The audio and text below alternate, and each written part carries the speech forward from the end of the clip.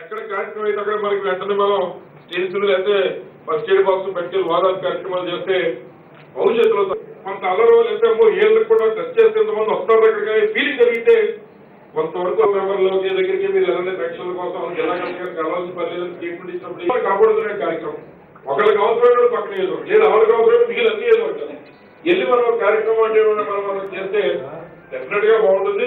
ఈ కార్యక్రమాలు మనం కొంచెం ఫీల్డ్ చేయకపోతే మనకి ఉనికి దెబ్బతీసే పరిస్థితి ఉంటుంది. అంటే ఈ రకంగా కూడా మరి ఈ కార్యక్రమం కూడా కొంచెం సిద్ధపడండి.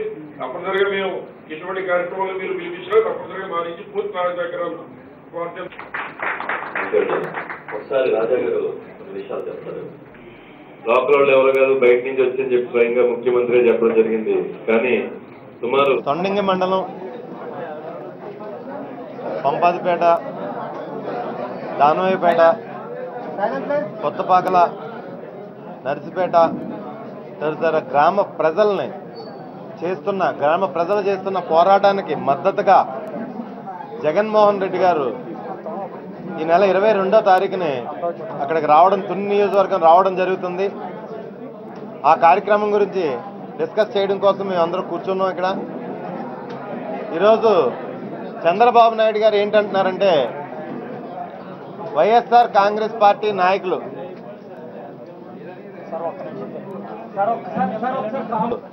చంద్రబాబు నాయుడు గారు ప్రజల్లోకి ఒక మెసేజ్ పంపిస్తున్నారు. వైఎస్ఆర్ కాంగ్రెస్ పార్టీ నాయకులు నేనేదో ఆంధ్ర రాష్ట్రాన్ని అభివృద్ధి పదంలో నడిపిస్తుంటే వైఎస్ఆర్ కాంగ్రెస్ పార్టీ నాయకులు అడ్డుకుంటున్నారు అని చెప్పేసి చంద్రబాబు నాయుడు గారు ఒక మెసేజ్ ప్రజల్లోకి పంపిస్తున్నారు. కానీ ఆంధ్ర రాష్ట్ర ప్రజల్ని, ఆంధ్ర రాష్ట్రాన్ని వంచిస్తూ చంద్రబాబు నాయుడు గారు తీసుకునే నిర్ణయాలని మేము వ్యతిరేకిస్తున్నాం. ఏ విధంగా వ్యతిరేకిస్తున్నామంటే,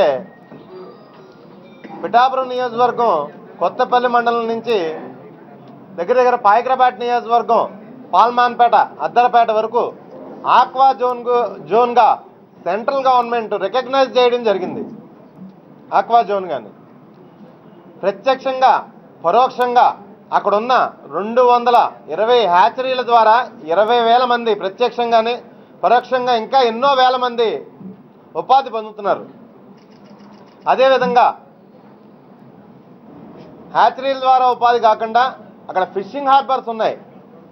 ఫిషింగ్ ద్వారా మత్స్యకారులు ఎంతో మంది ఉపాధి పొందుతున్నారు.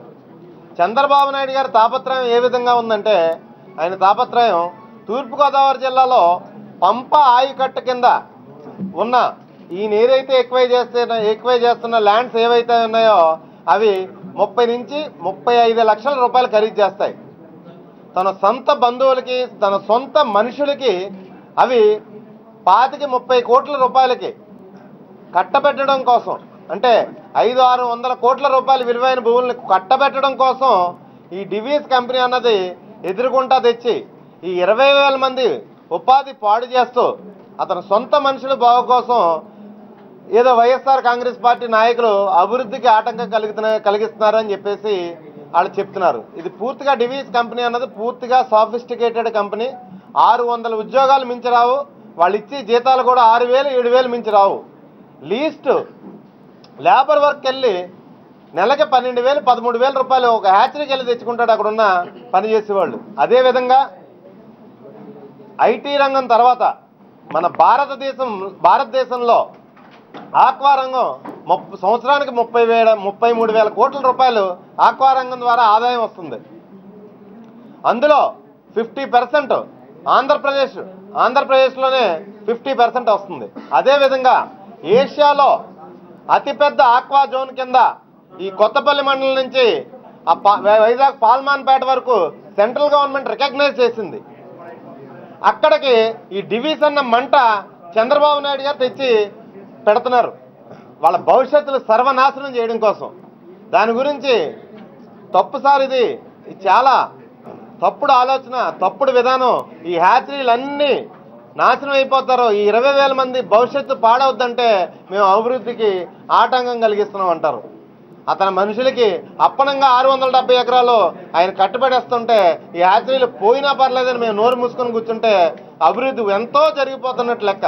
మీరు ఏం అభివృద్ధి చేస్తున్నారని చెప్పేసి మేము అభివృద్ధికి ఆటంకం కలిగిస్తున్నామో నాకు అర్థం కావట్లేదు. మీరు ఎవరికన్నా ఉద్యోగాలు ఇస్తున్నారా, లేకపోతే రాష్ట్రంలో కొత్తగా పరిశ్రమలు తీసుకొస్తున్నారా, లేకపోతే రాష్ట్రానికి ప్రత్యేక హోదా తెచ్చారా? మీరు ఏం చేస్తారని చెప్పేసి మీరు చేసే అభివృద్ధికి మేము అడ్డుకుంటున్నాం. నేను చంద్రబాబు నాయుడు గారిని క్లియర్గా ప్రశ్నిస్తున్నాను. మన కాకినాడలో వైఎస్ఆర్ పార్టీ తూర్పుగోదావరి జిల్లాలోని శాసనసభ్యులు, శాసన మండలి సభ్యులు, నియోజకవర్గాల కోఆర్డినేటర్స్, ముఖ్య నాయకులతో ఒక సమావేశాన్ని ఏర్పాటు చేశాం. తూర్పుగోదావరి జిల్లాలోని తీర ప్రాంతంలో తొండంగి మండలంలో దివీస్ అనే ఒక ఫార్మాస్యూటికల్ కంపెనీని ఏర్పాటు చేయడం కోసం ప్రభుత్వం తీవ్రంగా ఒత్తిడి చేస్తోంది ప్రజలపైన. ఇక్కడున్న ప్రజలందరూ దీన్ని వ్యతిరేకిస్తూ ఉంటే వారి మీద తీవ్రంగా ఒత్తిడి చేసి కేసులు పెట్టి పోలీసుల్ని ప్రయోగించి, ప్రైవేటు సైన్యాలను ప్రయోగించి భయభ్రాంతులు చేస్తూ ఉన్నారు. ఇళ్లలోకి చొరబడి దాడులు చేస్తున్న పరిస్థితి ఉంది. ఇదేమిటని అడిగే నాదుడు లేని పరిస్థితుల్లో మొత్తం ప్రభుత్వం అంతా కూడా ఈరోజు ఆ దివీస్ని ఇక్కడ తీసుకొచ్చే కార్యక్రమం మీదే కాన్సన్ట్రేట్ చేశారు. ఈ తరుణంలో వైఎస్ఆర్ పార్టీ అధ్యక్షుడు జగన్మోహన్ రెడ్డి గారు ఈ నెల 22వ తేదీన దివీస్ ప్రభావిత ప్రాంతాల్లో పర్యటన చేయబోతూ ఉన్నారు. ఈ పర్యటనలో అక్కడున్న దివీస్ ప్రాంత ప్రజల్ని, దివీస్ ప్రాంత ప్రభావిత ప్రాంతంలో ఉన్న ప్రజల్ని, అదేవిధంగా బాధితుల్ని కలుసుకుంటారు.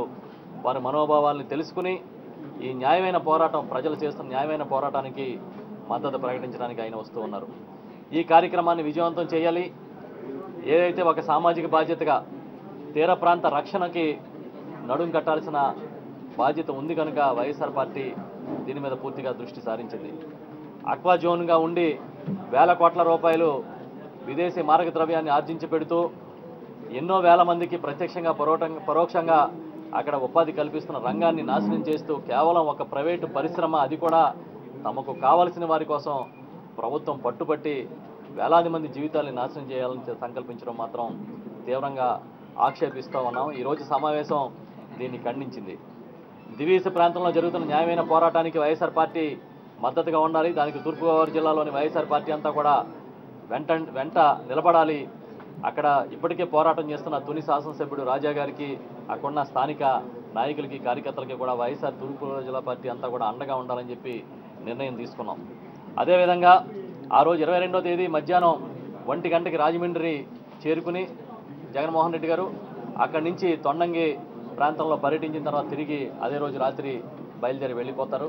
ప్రోగ్రాము పూర్తిగా ఖరారైన తర్వాత డీటెయిల్స్ అన్నీ కూడా ప్రకటించడం జరుగుతుంది.